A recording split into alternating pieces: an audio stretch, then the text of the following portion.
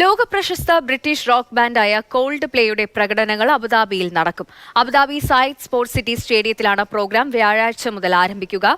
ലോകമെമ്പാടുമായി കോടിക്കണക്കിന് ആരാധകരാണ് ബാൻഡിനുള്ളത്.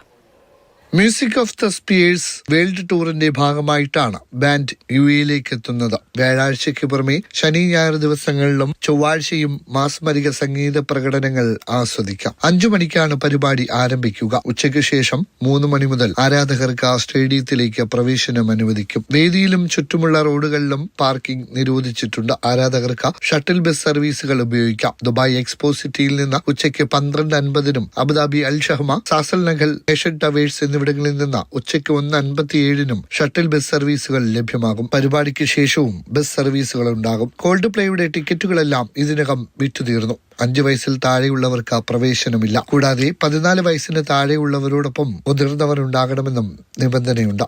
Mathrubhumi news, Abu Dhabi.